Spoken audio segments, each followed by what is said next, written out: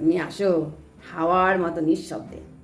তুমি যখন আসো না হাওয়ার মতো নিঃশব্দ হয়ে আসো, যেন হৃদয়ের প্রতিটা কাঁপন তোমাকেই খোঁজে হাওয়াতে। তোমার চোখের দিকে তাকালে আমি বুঝি ভালোবাসা বলা যায় না, অনুভব করতে হয়। তুমি আমার সকালের আলো, তুমি আমার রাতের আশা, বুঝেছ? তোমার ছোঁয়ার দিন মেঘলা হলেও মনে হয় রঙিন।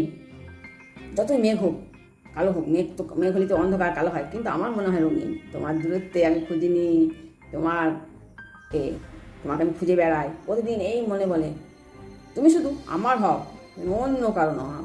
মনে হয় না বলুন? সহজ হয় সব জিনিসই। চাই না রাজত্ব, চাই শুধু তোমার পাশে থাকবো একটা ছোট্ট জায়গা করে। আমার কিচ্ছু চাই, সত্যি কথা আমার কিছু চাই না। রাজত্বও চাই না, গয়নাঘাটেও চাই না, কাপড়ও চাই না, ধনসম্পদও চাই না।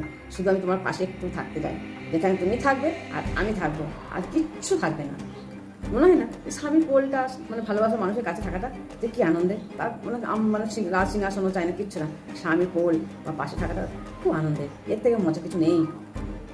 যদি স্বামী থেকে থাকে না, স্বামীর প্রতি নরম হয়ে যান, তাকে ছেড়ে দেওয়া শেখেন। সবচেয়ে বড় কথা, তাকে ভালোবাসা করা তো অবশ্যই জরুরি, তাকে ভালোবাসা অবশ্যই জরুরি। ভালোবাসা চাইতে বেশি জরুরি স্বামীকে বিশ্বাস করা। ভালোবাসা চাইতেও আমি কিন্তু স্বামীকে বিশ্বাস করুন, কোনো কষ্ট হবে না। যারা অবিশ্বাস করে তাদের কিন্তু ভালোবাসুন, তাদের কিছু হয় না।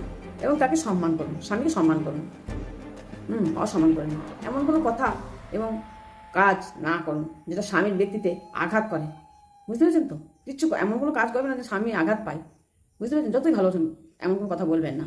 আবার দেখবেন চরিত্রহীন বিবাহ মানে যারা হয়, বিবাহের পরে তারা কিন্তু বেশি হতাশায় ভোগে। কারণ কি বলেন তো? কারণ বিবাহের পর নিজের মানুষটিকে ছাড়া অন্য সকলকে তার পাশে বেশি ভালো লাগে, তাই না? তা সেই জন্যই হতাশায় ভোগে।